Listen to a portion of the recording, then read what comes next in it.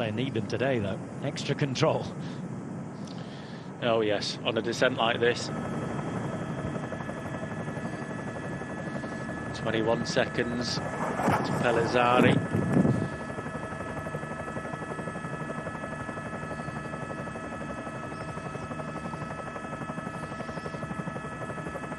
He's definitely pushing down here, just trying to extend those groups.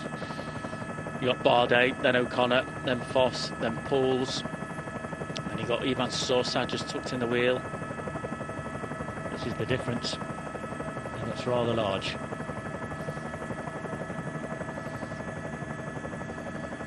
Pellizzari, I think, as well. Where's Lopez? Flying. Oh, he's miles down the hill. Wow, no motorbike, no nothing with him whatsoever. Juanpe Lopez has this, surely. No mistake allowed.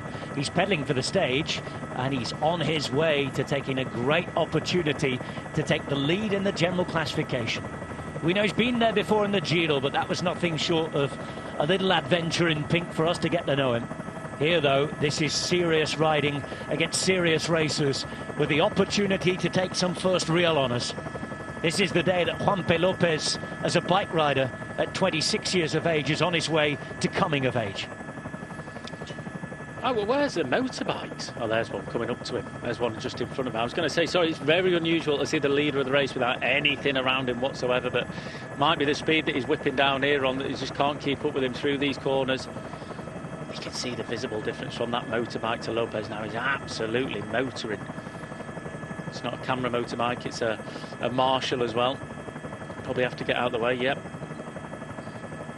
Straight on the brakes, leaning right back over the saddle, avoiding them grates.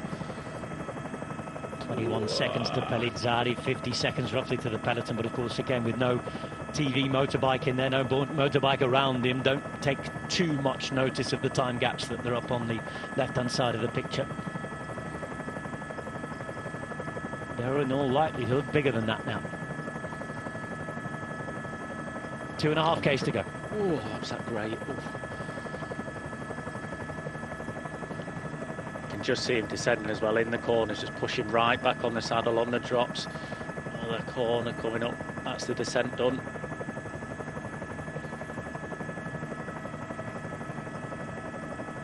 Straight on the power, all the way to the line. Lidl Trek have been so much more reinforced over this winter, haven't they? The big name signings, the extra budget last year from the new sponsor, but it's one of the riders who's been there for 5 years, who is going to make a huge step forward in his own personal journey today.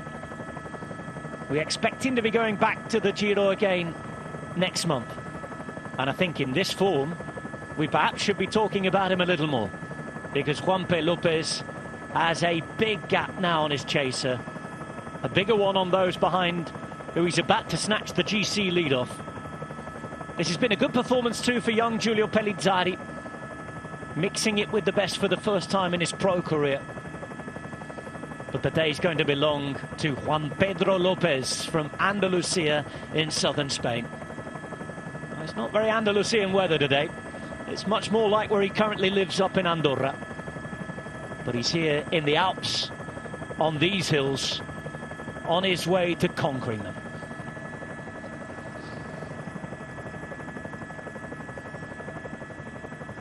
Into the final few hundred meters now. Taking it as easily as possible. There we go. Juanpe Lopez to the line. The finish line's here. And finally it's his day. Promised so much, but finally Juanpe has his day.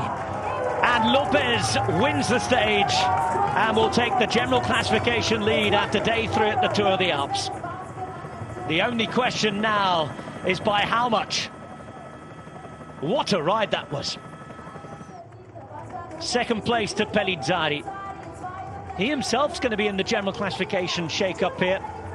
Just 20 years of age and another Italian hope.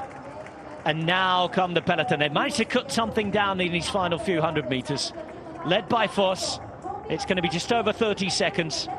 Not out the game completely. And he will take 4 bonus seconds as well. Crucial for him, third across the line. 3 riders from Decathlon crossing as well. Sosa was there too, as was Baldi. This is, I think, Tiberi, who's on his way to losing a little bit of time. But also, one man who had been there was Wout Poels. The day, though, belonging to Juanpe Lopez. He takes the stage, he takes the GC lead. But it's game on as we go into the higher mountains for the final 2 days, Adam. Yeah, it's going to be an interesting one tomorrow. Ineos Grenadiers with a clear leader now, with Geraint Thomas just losing a bit of time today with the cold weather, no doubt. Voss, you got to take your hat off to him. What a ride he did today. He might have lost the jersey, but he's certainly gained a lot of respect, I think. Juanpe Lopez with his first professional win.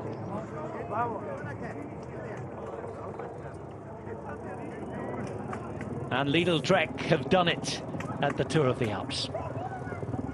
He's going to take all the prizes today. GC leader as well.